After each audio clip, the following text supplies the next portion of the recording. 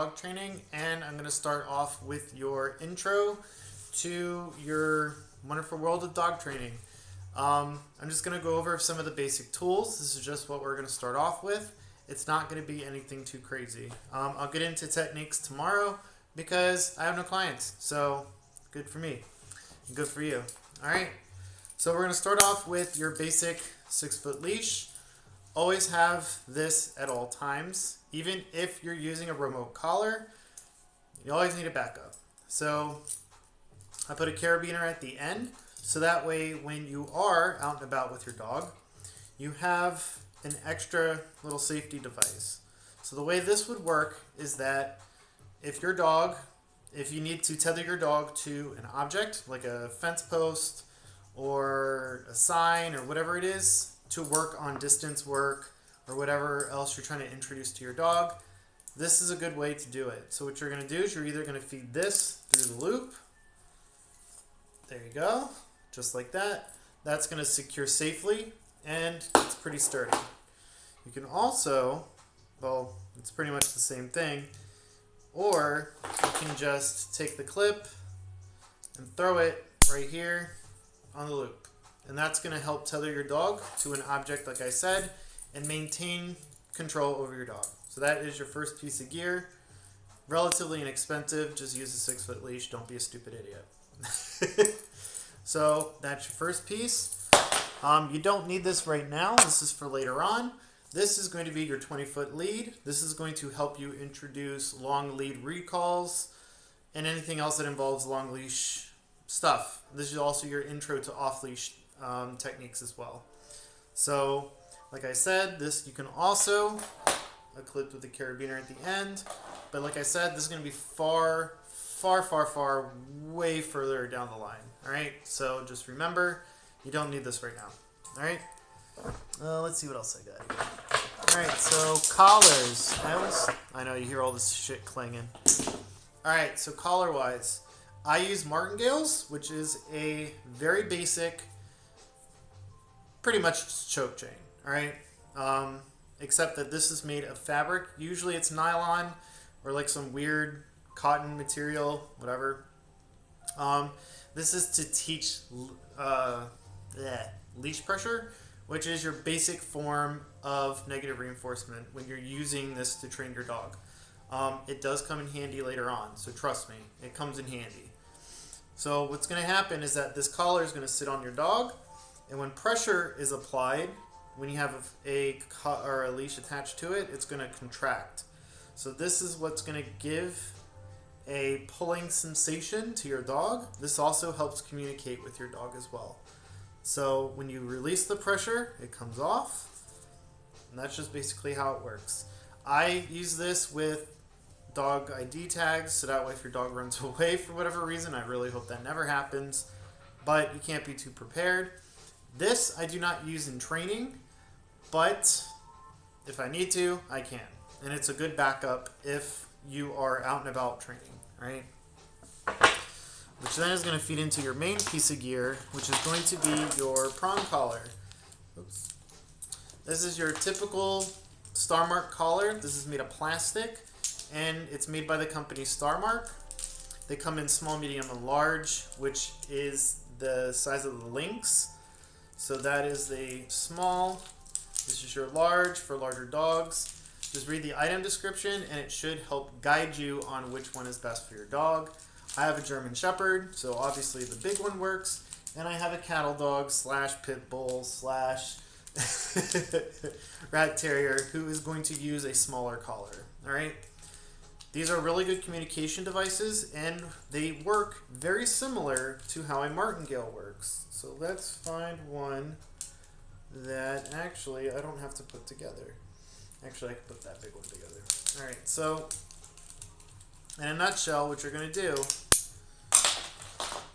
is that once it's all assembled, and I'll do a whole video on how to properly fit one of these on your dog, so don't worry, don't rush. It works exactly the same way as the martingale collars I showed you. Your leash attached to this part here, and when you pull, it contracts to the dog. All right, so it's going to clamp down, much like with like I said, the martingale collar.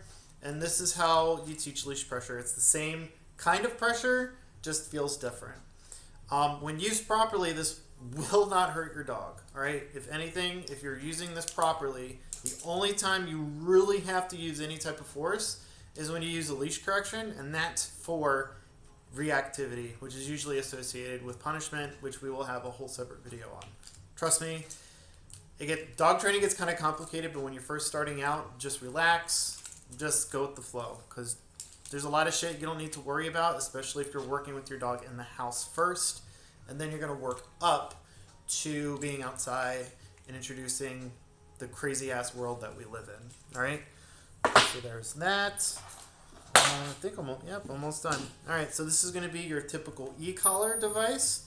This uses static electricity, which means that here, I'll even turn it on. There's a button in the back, turns on.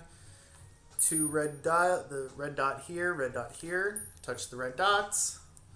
Collar's on. This one is set with this has a tone setting. Okay. That has a tone setting, it has a vibration setting, which, may I reiterate, this is not meant to be used in the capacity that you think it is, all right? I get a lot of people that get an e-collar and they use just the vibration setting. That doesn't do shit for your dog. If anything, in most circumstances, the vibration setting does startle the dog, all right? So I would highly recommend that you get your dog acclimated first before you actually start to introduce this. Now, the only time you get into this kind of technology is when you master this with the leash, because then you combine it all together, all right? So, like I said, this uses static electricity. Pretty much the current runs through point A to point B, so it's a very short distance. What it does is it kind of works like those old school ab belts. So all it does is complete the circuit and it contracts the muscles. It sends a pulse, a static electric shock that stimulates the muscles, which causes them to contract and kind of vibrate. So here I can I think I'm at 12, we'll see. So just to show what it does, I'm not sure if you see that, but the red button means it's on. I mean, I feel it. It's not intrusive. When you crank this thing up to 100, yeah, you feel it. Trust me. It fucking sucks. But the whole purpose of this tool is to communicate with your dog at a distance if you're working on off-leash, which means I'd probably utilize this with a combination of the long leash. So it kind of works together. Other than that, that's pretty much it. Oh, yeah. And later on, as a showing off device, this is called a targeting stick. I can get a dog to follow this into just about any command that I want.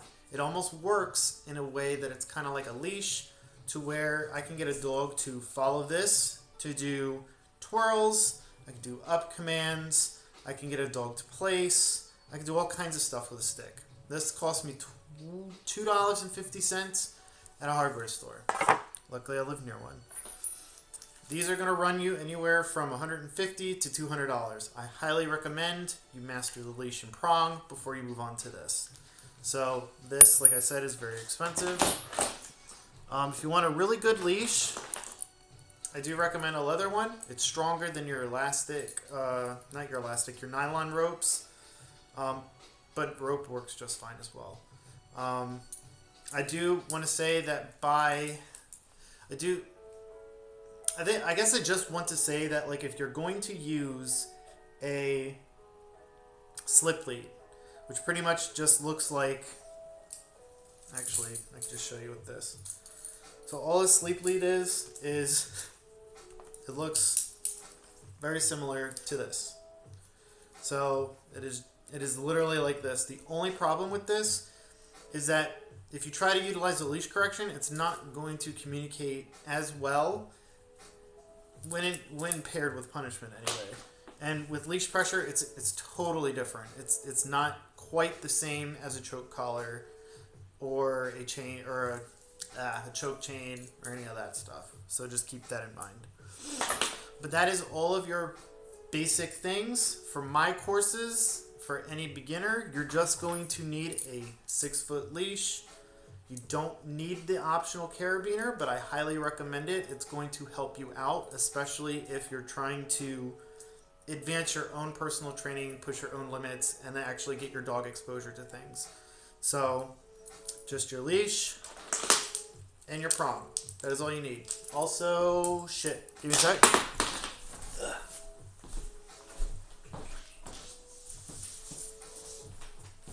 Having a bait bag.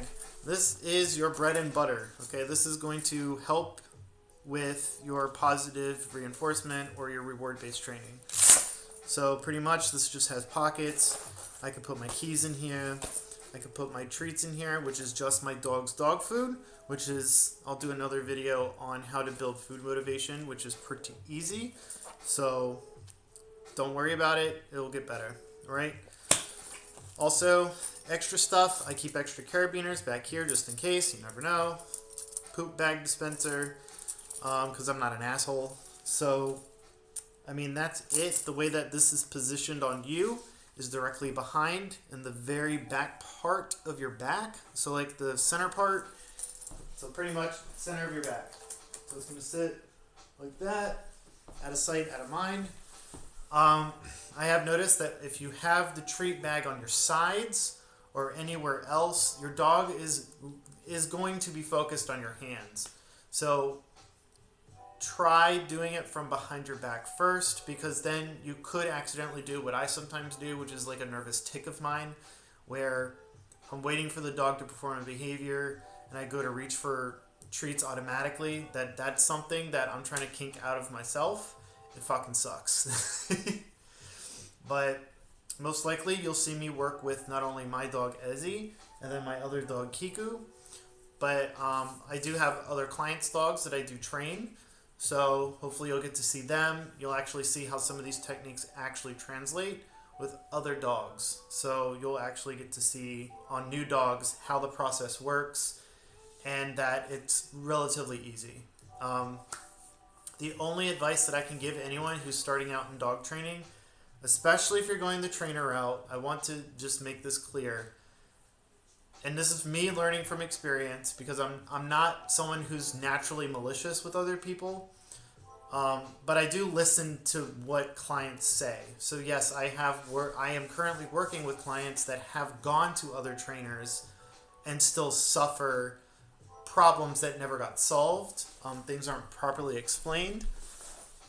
So the best advice I can give you is just go into everything with a clean slate. Don't judge the other trainer too much, because your job at that point is to pick up the torch and introduce the dog's training. Because if anything, the more handlers or more people that handle your dog, the more responsive your dog's going to be when it comes to other people handling your dog. So your dog's going to have a more positive association with people handling them.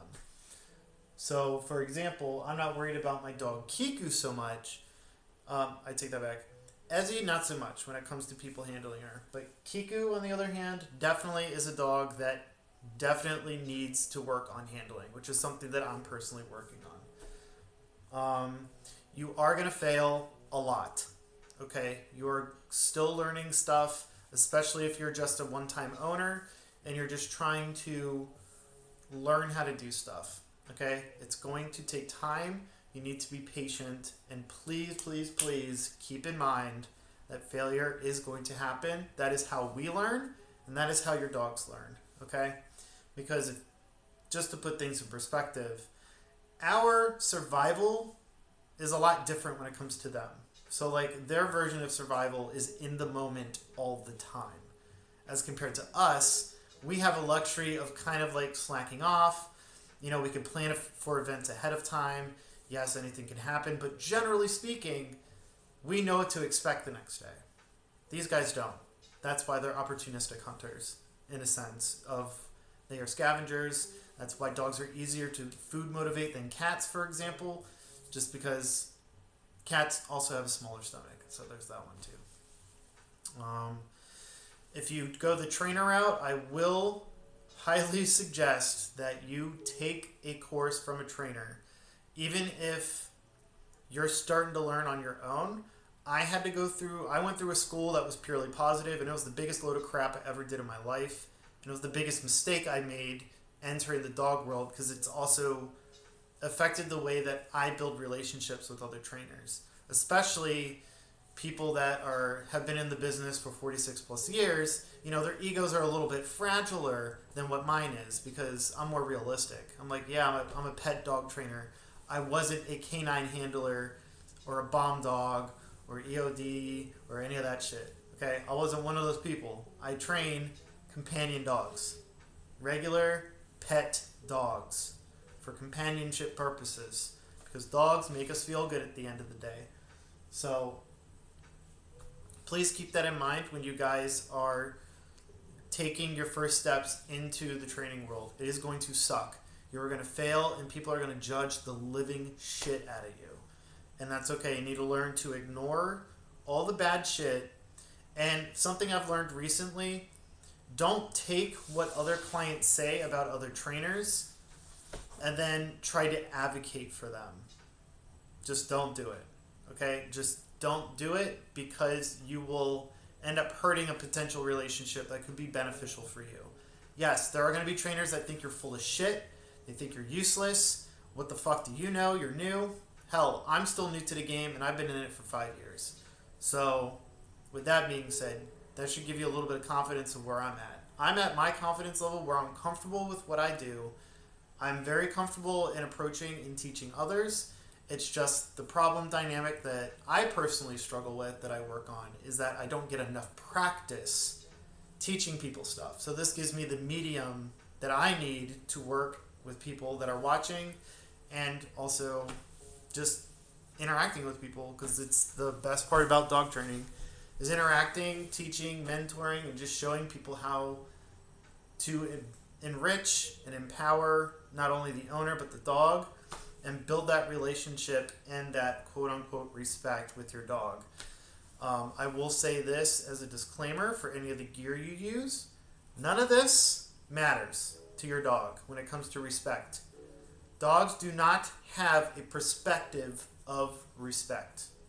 Okay? I want that to really sink in, because dogs are social animals, much like we are. We have our own hierarchies within our own little family units, all right?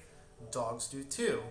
But the thing that's unique about dogs is that even with an interspecies connection, like we, as Homo sapiens and canines, they are even perceptive to leadership. They understand that, oh, this person is taking care of me. This guy is making sure I get fed. I get my walks. I get my toys. I get praise. Dogs understand all this stuff. So just keep that in mind. Your dog is not a human. Your dog does not think like one. So the sooner that you stop thinking with a human brain, with human emotions, you are going to see your dog change before your eyes. All right? I see it every day when I work with my own dogs, especially with Kiku. She has an attachment issue, which is something we work on as well. So even trainers struggle with personal issues with their dogs. I don't care who the fuck you are. You got problems, okay? It's just, I'm for real about it, and I can admit it. So,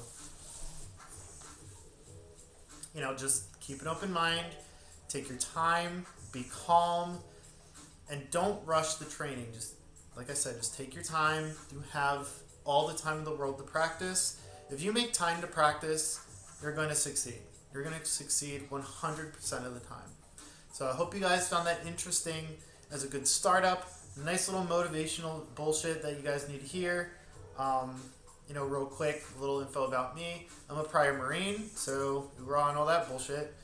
And I was a military police officer, so I understand what it means to react under pressure. And I have to make decisions based on situational awareness. So with that being said, please treat your dog like it's a loaded weapon.